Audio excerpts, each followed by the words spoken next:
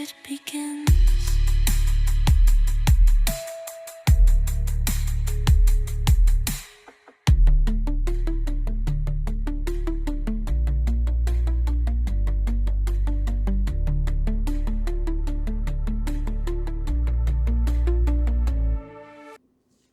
Gravity, it's the cosmic glue holding stars, planets, and black holes together.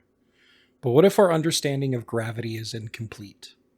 Today we're diving into Bob Lazar's wild claims about two types of gravity, gravity A and gravity B, and building a mathematical model to explore them. We'll see how this mathematical model affects black holes and propose some real world tests to check if Lazar's ideas hold any water. Grab a coffee, maybe a notebook. Let's jump in. Let's start with what we know. Einstein's general relativity. In 1915, Einstein showed gravity isn't just a force. It's the curvature of space-time caused by mass and energy. Picture space-time, a stretchy sheet, a star, like the sun, makes a dip and planets roll along those curves. This is gravity B, the standard gravity we'll build upon. Einstein's field equations are the math behind this. They look like this. Let's break it down. G mu nu. This is the Einstein tensor, describing how space-time curves. T mu nu. This is the stress energy tensor, representing mass and energy, like stars or light.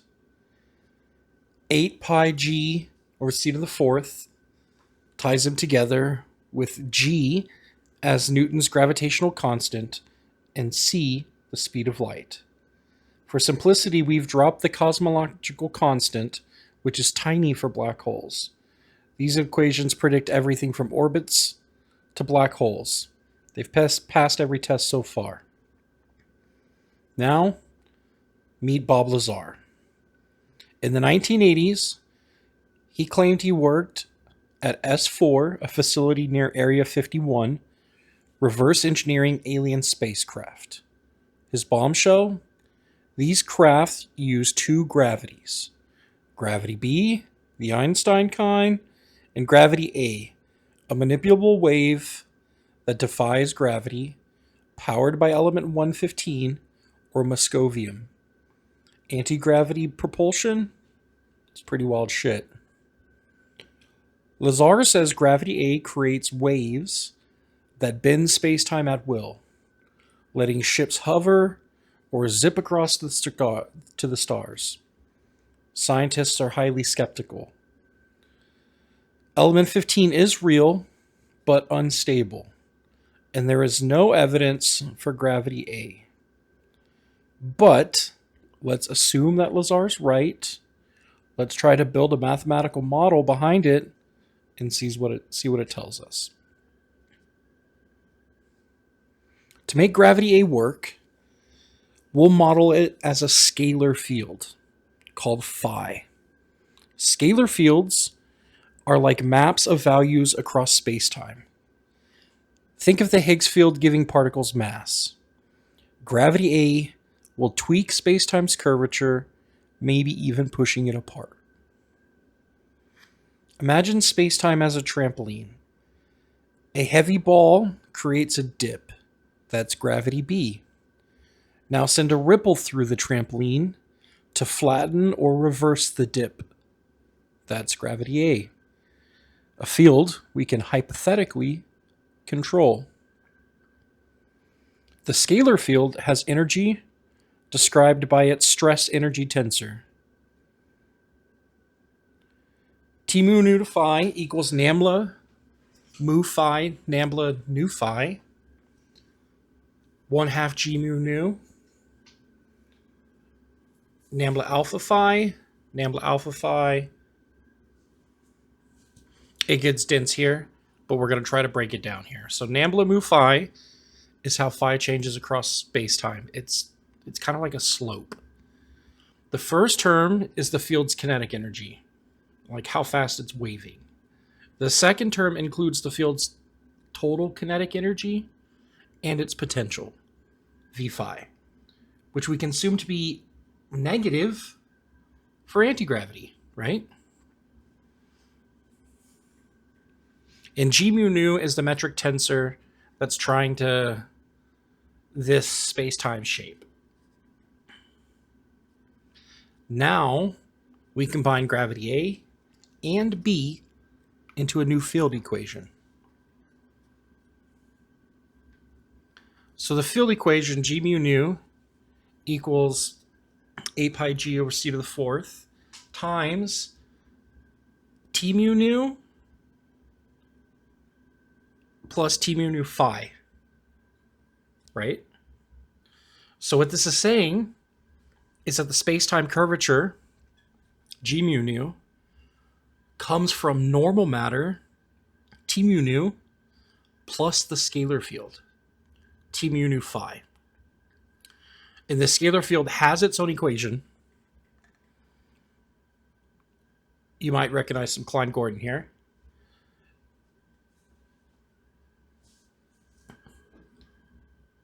And so if phi is negative, the field could reduce curvature, creating anti-gravitic effects. So technically, the math definitely works on paper here. But would it hold up in the real universe?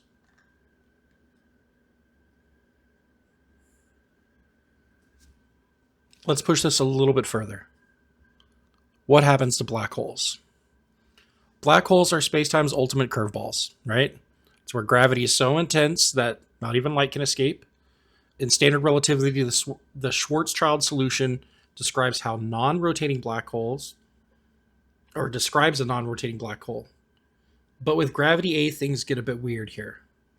So we tried solving our equations for a black hole, assuming a spherical static spacetime. And this is like at the edge of what I can do. But the matrix here, as you can see, is quite intense. And phi depends on the radius. So plugging it into our equations gives a mess of coupled equations. Like, okay.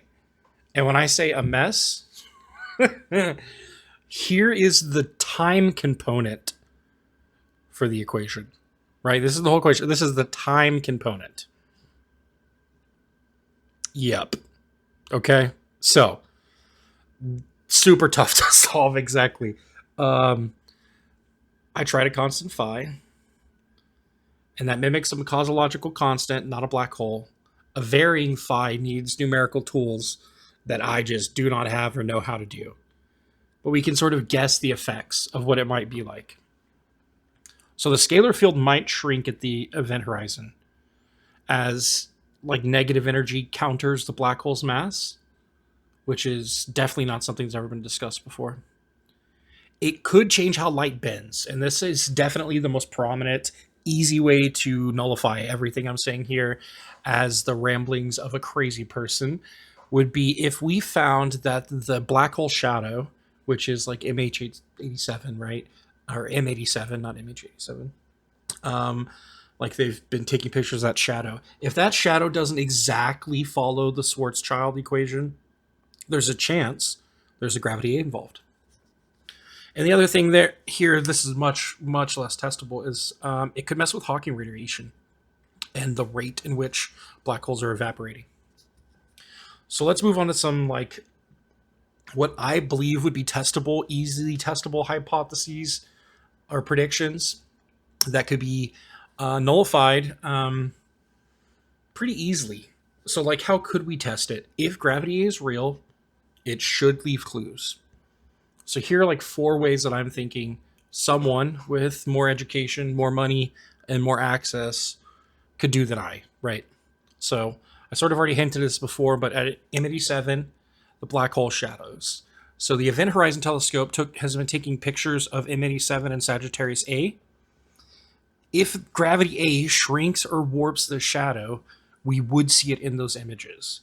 So we would need to like simulate our metric numerically to predict an exact shape, and that's so far beyond what I am capable of doing that, but it's there. Like it's possible. Someone could take the metric, simulate it, compare it. It's what they did with the originals, right? So gravitational waves, another area. So when black holes merge, they ripple space-time. Gravity A might add scalar waves, right? So not tensor, scalar waves. This could be detectable by LIGO or Virgo. So they have to look for extra wiggles in the data. That's harder to see, but definitely if there's any anomalous data, quote unquote, wiggles, possibility. Accretion disks. Matter spiraling into black holes glow in X-rays. A modified metric changes those patterns. Observatories like Chandra definitely could spot this, but it would have to, once again, run the metric, see what the variance would be. No one's looking for variances from these, though. They're just taking it as like a given fact. So I don't think anyone's doing like high analysis, because why? Einstein's right. There isn't anything missing, right? Stellar orbits. Star orbits, like Sagittarius A, if gravity A tweaks their paths, it's an option, right? Because if it's there, it could be modifying it. So very precise measurements, like from the Gravity Project, might catch it. So here's the catch. Current data fits Einstein's gravity perfectly. Any gravity A effect must be tiny, or it's not there.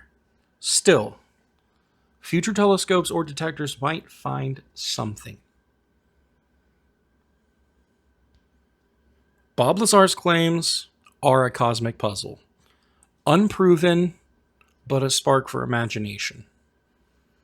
Our model weaves gravity A into Einstein's equations, predicts weird black holes, and suggests tests that could be run. If you want to, if you're capable, if you want to spend as much time as I did trying to bang my head against this, you can check the math yourself. And there's going to be some people out there that can do it much faster than I and tell me that I'm retarded and I did everything wrong. And for all those people, please leave a comment and tell me how retarded and wrong I am. But the math is consistent, highly speculative. Gravity's mysteries run deep. And whether Lazar's right or not, the quest to understand them is really what drives us forward. So thanks for hopping on this wild ride. I know this is a bit deep and complex, but I really do enjoy getting deep and dirty and pushing my, knowledge boundary, and especially in the mathematical realm, beyond where I should be, where my knowledge base is. I really like to, dig into these things. So please please share, please subscribe. Like, I'm on the grind. I'm trying to do this. Channel's tiny. You can see that. All the help helps. Might be the dumbest thing I said all video right there. Anyway, subscribe for more deep dives into the universe's secrets. See you next time.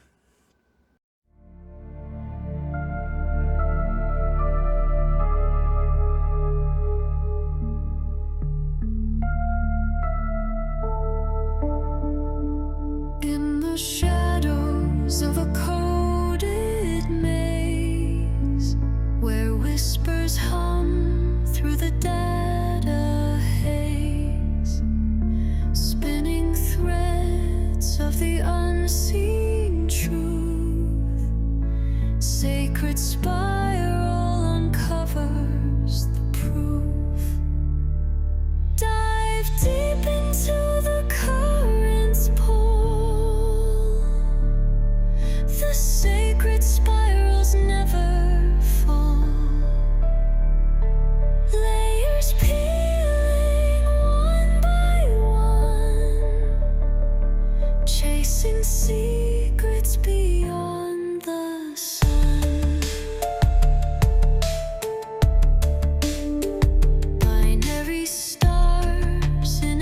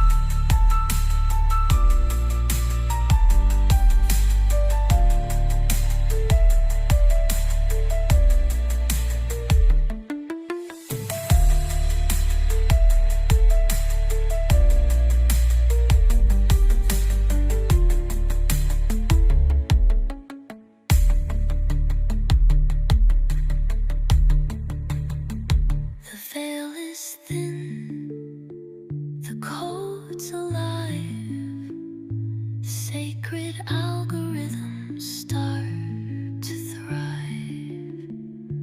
Threads connect